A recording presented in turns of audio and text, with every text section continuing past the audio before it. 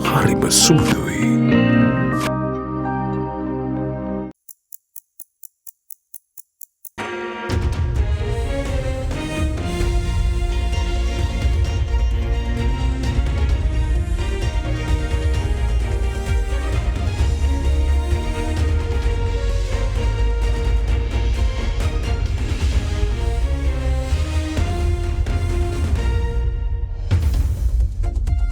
Tonight on First at 9, this Thursday, the 21st of March 2024.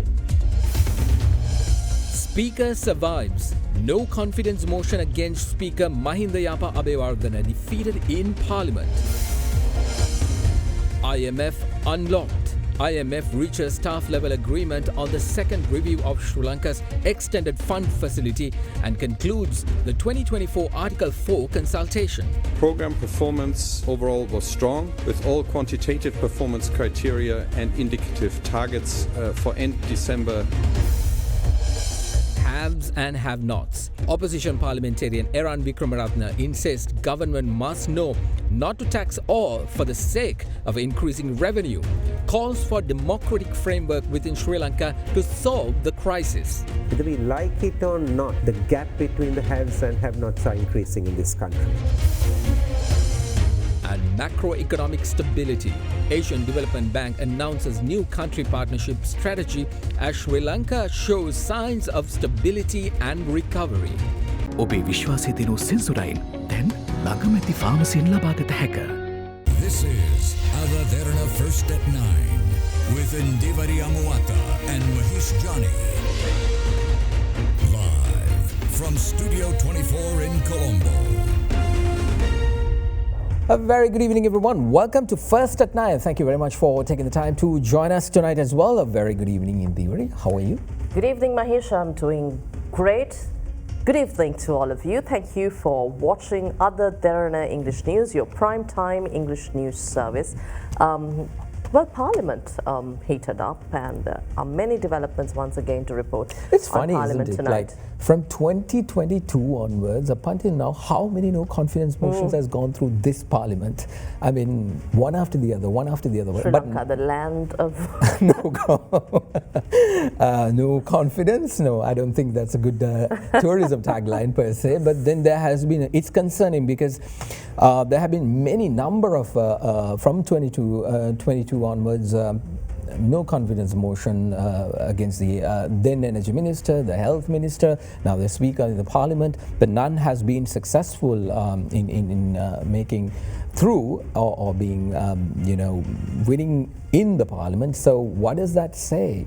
I believe this is about issues related to, now this was about the no confidence motion against the speaker, especially in the ratification of the Online Safety Act and other decisions taken by the speaker. But prior to that, there have been, this is going back and forth, opposition to government. But what we need right now is concerted efforts by all parliamentarians towards one goal, and that is for the nation. And I think whether it's government or opposition, all have to come together. It's not about defeating a no confidence or winning it. It's about putting things right here in Sri Lanka. At least now, we've had many chances, and we've missed that opportunity many a times. Absolutely. The central bank has finally accepted certain recommendations by the parliamentarians themselves. That story is coming up. Which is once again a progressive move made by central bank, heard opinions and the opposition raised, and they have responded. Indeed. So let's begin tonight's bulletin. We are going to begin tonight at our nation's parliament. Now, the no confidence motion presented by the Samagi Jana Balawegaya-led opposition against Speaker of Parliament Mahinda Yapa Abewardena was defeated in Parliament with a majority of 42 votes. During the vote following the conclusion of the three-day debate, a total of 117 lawmakers voted against the motion, while 75 voted in favour. Now, the no confidence motion presented by the SJB claimed that the Speaker allowed the third reading of the online safety bill to be passed without a vote and disregarding the Chief Opposition Whip's call for a division at the committee stage. Opposition MPs claimed that the Speaker had unconstitutionally and unlawfully used his decisive vote to affirm the appointment of incumbent Inspector General of Police Deshabandhu Tennakoon. Now, with this defeat of the motion, Mahinda Wadana will continue to function as the Speaker of Parliament. On the occasion of appointing the Inspector General of Police at the Constitutional Council, the votes didn't equalise. 4 members voted in favour, while 2 members each voted against and 2 abstained from voting. Abstention. In terms of the conduct of the Constitutional Council, there was a consensus that the Council should not reveal any information that could lead to a controversy. However, this no confidence motion has been prepared by breaching that consensus. Even though the no confidence motion that was presented against the Speaker was defeated with a majority vote, he is still considered a loser. From an ethical perspective, the Speaker has suffered a defeat. Even I have reprimanded Deshabandhu Tennakoon. However, he was not appointed due to some pressing need of President Ranil Wickremesinghe's. Per the Constitution, he was appointed on the basis of his seniority. In which country is a sitting cabinet minister thrown into prison? An intervention should have been made to ensure his release. Why is the opposition silent on these matters? This entire parliament has become a joke now. Please do not waste time through measures such as these. The public in this country should choose the correct path, which is the Samaga Janabala Vegya that is heading in the right direction. Later, votes for the no-confidence motion against the Speaker of Parliament, Mahinda Wardana, were tallied, which resulted in the Speaker surviving the motion as it was defeated with a majority of 42 votes. A total of 117 lawmakers voted against the motion, while 45 voted in favour. Following the vote, the Speaker of Parliament addressed the House. As a responsible Speaker, I would like to break my silence and reveal a certain incident that was not made public earlier. I can confirm with disappointment that during the period when the struggle took place, there were powerful forces who compelled me to form a government by violating the Constitution. Their intention was not to search for a solution to the problem at hand or to protect the country, but to form an illegal government through me and plunge the country into a fate that is far worse than what it was, similar to what is happening in Libya or Afghanistan. Some people try to fulfill certain motives that they were unable to fulfill during the past 30 years of the country. Invitations that were extended to me included assuming the presidency of the country when the office was vacant, which was the result of these machinations. However, I refused the invitations extended to me both locally and internationally and took steps to protect the Constitution. Then President Gotabaya Rajapaksa called me to inquire about the process of transferring his power to me. I knew how bad it would be if the country fell into a state of anarchy, where certain groups took control of regions due to a potential failure to appoint a president, a prime minister and a cabinet within a month.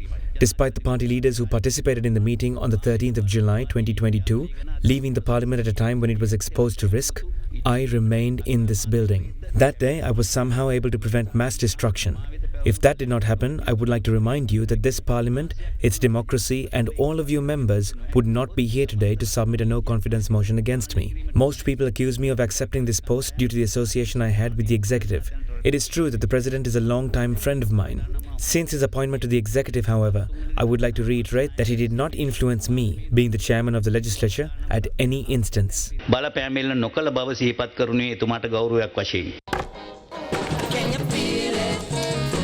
Dulux Pentolite Hygiene Plus. Refreshing walls for generations. Chairman of the Committee on Public Finance, MP Dr. Harsha De Silva, confirmed that the Central Bank of Sri Lanka has accepted all recommendations put forward by his committee on the recent salary increments of central bank employees.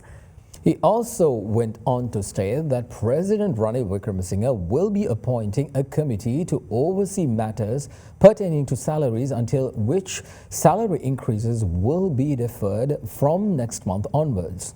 Now, these recommendations were previously announced in Parliament by Dr. Harsha De Silva, and he first suggested that the salary increments of central bank employees be temporarily suspended. The recent salary increments made by the Central Bank of Sri Lanka towards its employees came under heavy backlash from parliamentarians representing both the opposition and the government. As such, CBSL officials were summoned to the parliament for a party leaders meeting as well as the Committee on Public Finance and were inquired on the process and rationale behind the recent salary increase conferred to its employees. Meanwhile, yesterday in Parliament, Chairman of the Public Finance Committee, MP Dr. Harsha De Silva, announced a set of recommendations that were prepared by his committee to address the salary increase.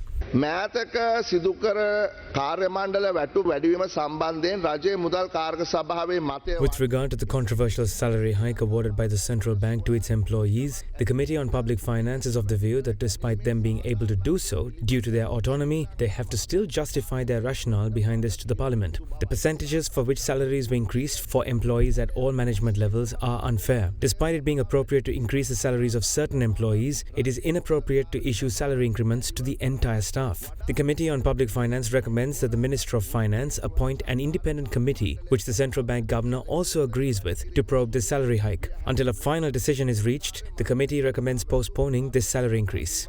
ලැබී ඇති කරුණු මත අන්‍යෝන්‍යව පිළිගත් විසඳුමක් ලැබෙන තුරු වැටුප් වැඩි කිරීම ශ්‍රී ලංකා මහා බැංකුව විසින් කල් දමන ලෙසත් රජයේ මුදල් කාරක සභාව නිර්දේශ කරයි. However, today, Dr. Harsha De Silva confirmed that Central Bank Governor Dr. Nandalal Veerasinghe had informed his committee that the CBSL had accepted all recommendations from the Committee on Public Finance's report on salary revisions. In an X message, he further revealed that President Ranil Wickremesinghe is expected to appoint a committee to review salaries, until which salary increases will be deferred from next month.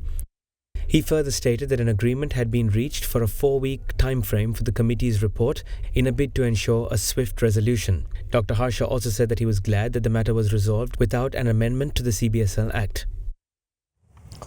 Well, independent parliamentarian Dilan Pereira resigned from the Committee on Public Enterprises today, expressing objection towards the newly appointed chairman of the committee, Rohith Abegunawardena, in the latest of an avalanche of committee resignations. Now, in Parliament today, the parliamentarian further stated that the members' efforts to take action against the new chairman were hampered due to the lack of support from the opposition. With that, the number of parliamentarian members of the Committee on Public Enterprise who have resigned so far tallies at 11 members. Parliamentarian of the Samagi Jana Balawegaya, Eran Wickremaratne, announced his resignation from the Committee on Public Enterprises on the 18th of March. His resignation was made based on claims that the committee had failed to meet its objectives in keeping a check on the executive arm of the government by appointing a member of the government as its chairman. Following Wickremaratne's resignation, several parliamentary members, including Dayasiri Jayasekara, Professor Chayatha Herath and S.M. Marika, tendered their resignations. Continuing this avalanche of resignations, MP Dilan Pereira today announced his resignation from the committee. This makes him the 11th member to resign from the Committee on Public Enterprises. He stated that he resigned from the committee following failure to take action against the new chairman of the committee due to the lack of support from the opposition. When this matter boiled over at COPE, we made efforts to stay within the committee with the aim of defeating the new chairman. We would have been able to achieve that goal if we received support from the opposition. However, upon failure to accomplish this aim, I am resigning from the committee today. My letter of resignation will be submitted to you. Now, the International Monetary Fund and the Government of Sri Lanka have reached a staff-level agreement on economic policies to conclude the second review of the 4-year EFF-supported program. Now, once the review was approved by the IMF Management Board and completed by the IMF Executive Board, Sri Lanka will have access to approximately $337 million in financing. Speaking at a media briefing today, the IMF Senior Mission Chief for Sri Lanka, Peter Brewer, said that sustaining reform momentum is critical to navigating the path of the economy towards lasting recovery and stable, inclusive economic growth. Indeed. Now, he further said that the progress towards the introduction of the property tax is critical, together with revenue measures to meet the revenue mobilization goals set for 2025 and beyond. We have reached a staff level agreement. The staff level agreement is subject to the approval of IMF management and the IMF executive board in the period ahead. Completion of the review requires the implementation by the authorities of prior actions and 2, the completion of financing assurances confirming multilateral partners' financing contributions and assessing adequate progress with the debt restructuring. Upon completion, Sri Lanka would have access to about $330 million, bringing the total IMF financial support under the program to approximately $1 billion after 3 disbursements. Program performance overall was strong, with all quantitative performance criteria and indicative targets for end December 2023 met, except for the indicative target on social spending. Most structural benchmarks due before the end of February were either met or implemented with delay. Reforms in some areas are still ongoing. The economic situation is gradually improving. Sustaining the reform momentum going forward is critical. Continued progress towards the introduction of the property tax is critical, together with revenue measures to meet the revenue mobilization goals in 2025 and beyond. Maintaining cost recovery in fuel and electricity pricing will help minimize fiscal risks arising from state-owned enterprises.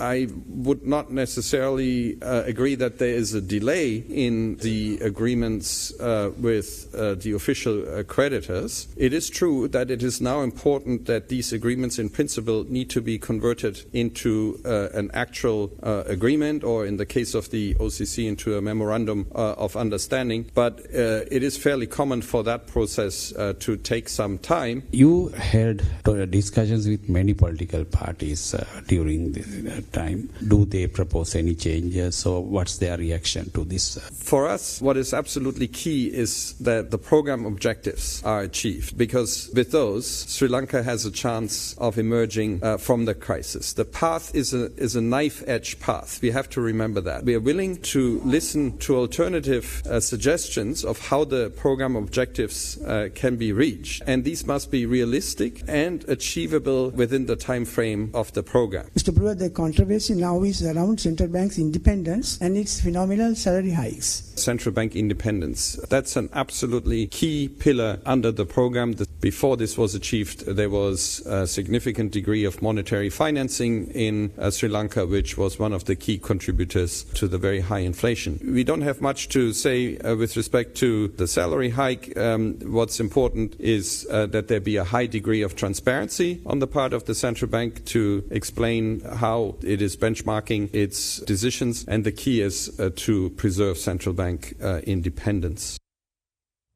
We have some excerpts from Hyde Park, which was aired earlier today. I sat down with Samagi Janabalawega MP Iran Wickramaratne to discuss the stance of the party in terms of the IMF discussions, and he said that the party, despite their absence from the President's IMF discussion last week, that the SJB will continue to interact with the IMF regarding their ongoing program. MP Wickramaratne stressed that Sri Lanka needs the IMF because of the past lack of financial discipline and not having the necessary policies and processes in place. Indeed, it was indeed an interesting discussion where he further criticized the government's action to increase pay tax and value-added tax, which in turn widens the income gap in the country, which in turn has the potential to lead to social unrest. Now that can cause more damage than the economic crisis in the country. Head of State, President Ranil Wickremesinghe, convening the opposition to discuss the IMF extended fund facility and the agreement. Yeah. However, we did not see the main opposition, the Samagi Janabalawega. I think the issue there is an issue of really confidence. The International Monetary Fund, yes, we are in discussion with the International Monetary Fund, and we say this publicly. The people who told the government go into discussion with the International Monetary Fund have an agreement. We are in principle agreed about it. We made it public and all that, but we are. naturally talking about some of the particular issues relating to the agreement where we disagree, and we are making our points clear to the International Monetary Fund, and we are making it clear in Parliament too. There is a lack of confidence, and that is the reason. And I can tell you this very openly. If the Prime Minister has called that meeting, then the opposition would have been there. What is really the concern of the SJB pertaining to the IMF agreement that your party has agreed to in principle? The country's revenues need to go up. The question is, who do you take the revenues from? That's where the pressure is building. There is millions of people who go to work every day. These people who go to work also end up doing the payee taxes. They are not dependent on government. Then you make the tax-free slab 100,000 rupees. When food inflation is 100% and inflation is 70, you're squeezing them. I have argued that it should at least have been 200,000 rupees, the tax-free allowance.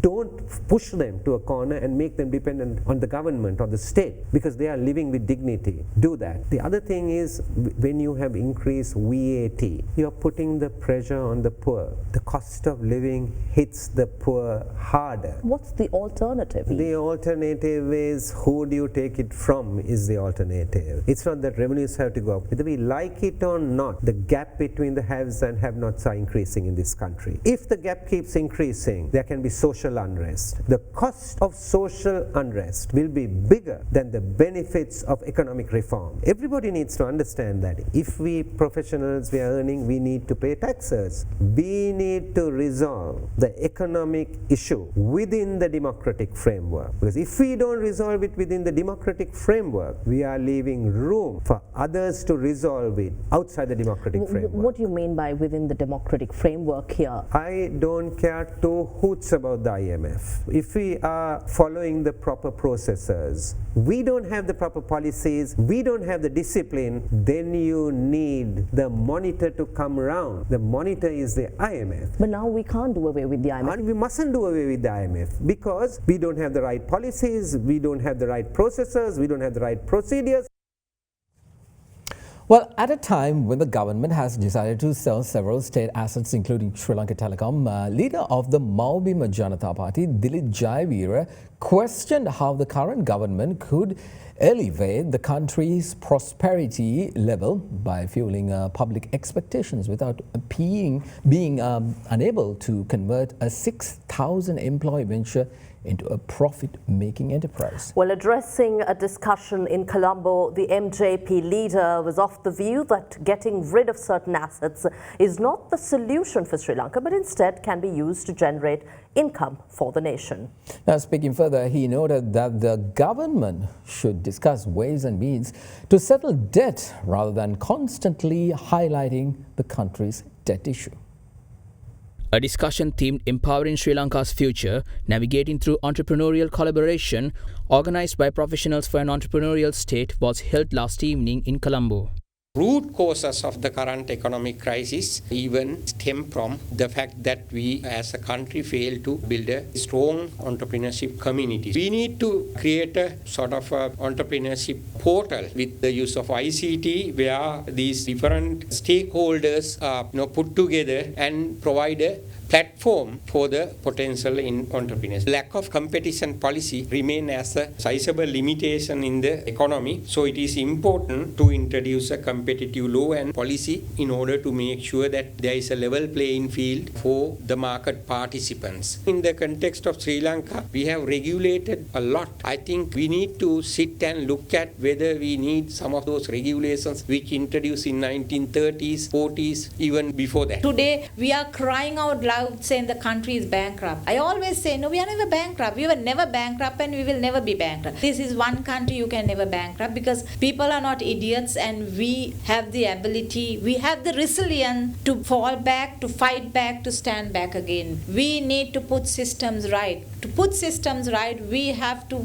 show in our strength to the political system that if we are not being put in the correct position, there won't be a you. Now today we talk about our debt management issue. And it has become the only topic of the nation, just to service the debt. If we are to put so much pressure on the human resources of this country, and if we demotivate the most valuable asset of this nation, how do we expect there to be money, there to be value which we can create to even think of servicing these debts. Technically, our discussion should have been today how we could motivate this nation and get these natural resources, as we call, exploit to the maximum and make more and more value so that debt is actually not a problem. As you know, today we are discussing about getting rid of some of our assets. An entrepreneurial nation would not have looked at getting rid of assets in a situation like this. They would have instead tried how to make use of these assets and how fast we can convert them to make the necessary funding. Now, Sri Lanka Telecom has only 6,000 people. If we can't convert this to a money-making, profit-making venture and they can't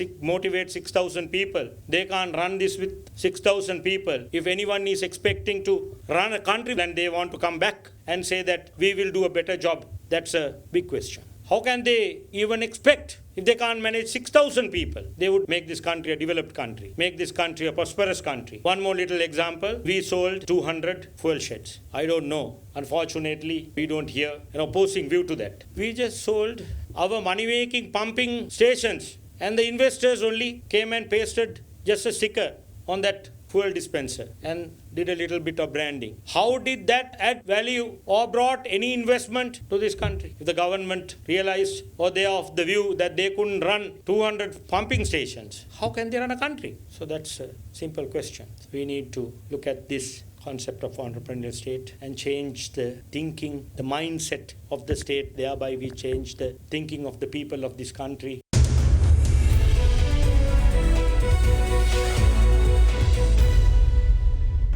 Welcome back to the news. The Asian Development Bank launched a new country partnership strategy for Sri Lanka, which will be in effect from year 2024 through 2028. The newly introduced strategy is predicated on restoring Sri Lanka's macroeconomic stability, reviving growth, and establishing a foundation for sustainable recovery and resilience. Further, the Asian Development Bank Country Director for Sri Lanka, Takafumi Kandono, stated that the partnership strategy responds to Sri Lanka's economic situation by tailoring ADB's assistance to address the country's long-standing macroeconomic imbalances and structural impediments through numerous strategies.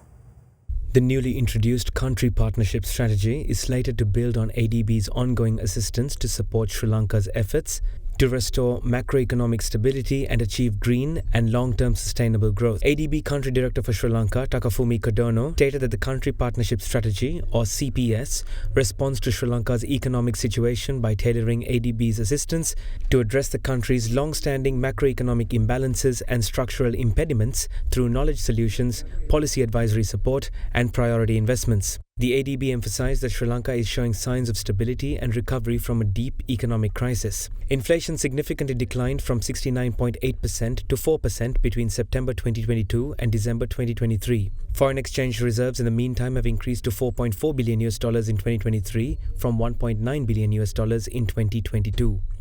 The Asian Development Bank further highlighted that Sri Lanka's economic growth returned to positive territory in the second half of 2023, and that momentum is likely to continue. The assistance rendered from the ADB under the newly introduced CPS is expected to focus on three strategic objectives. As such, the CPS will strengthen public financial management and governance, foster private sector development promoting green growth, and improve access to climate-smart public services and deepening inclusion.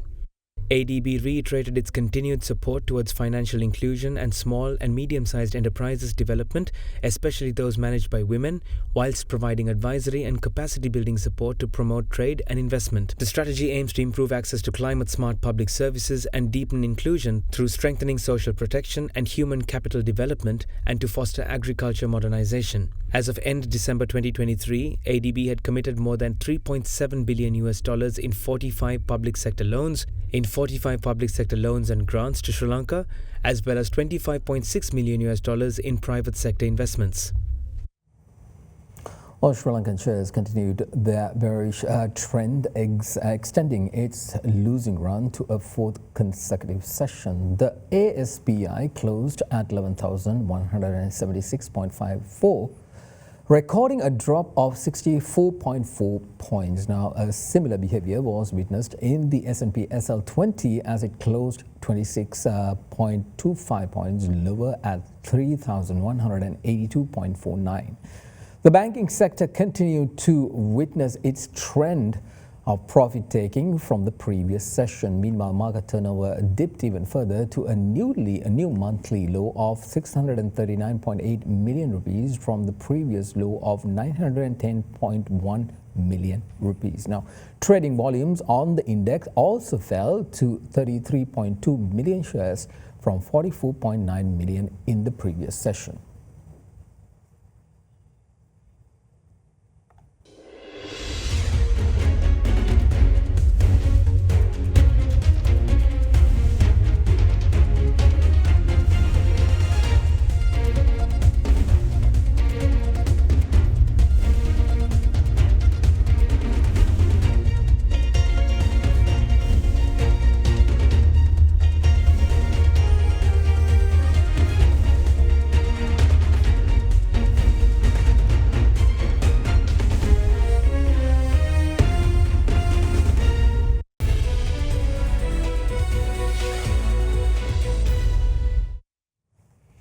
Sri Lanka's budget airline Fitzair confirmed that it will commence direct flights from Colombo to Bangladesh's capital Dhaka starting from April onwards. The new route is scheduled to operate twice a week with an estimation to increase to its frequency over summer. Meanwhile, Fitch has rated the long-term rating of Jet Holdings at AA with a stable outlook. Here's a look at your corporate news in brief.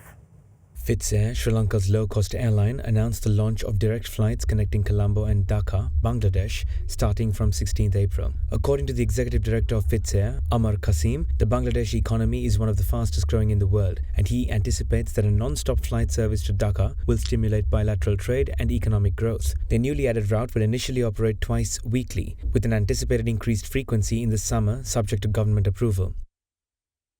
In other news, Fitch Ratings has affirmed Sri Lankan paint manufacturer Jet Holdings' national long-term rating at AA with a stable outlook. The agency says that the rating reflects the company's strong financial profile with low leverage and manageable liquidity. It also stated that Jet's credit matrix and liquidity will remain adequate over the next 12 to 18 months with sufficient buffers to navigate the slow recovery of the domestic economy. Lanka Rating Agency has assigned SMB Finance's initial entity rating for long-term at BB with a stable outlook. The rating is dependent on the firm's ability to turn around its deteriorating asset health and ensure a sustainable business growth model. Well, that's all from us here tonight. We'll see you again tomorrow. I'm Indiveri Amwatha. I'm Mahesh Johnny. Good night.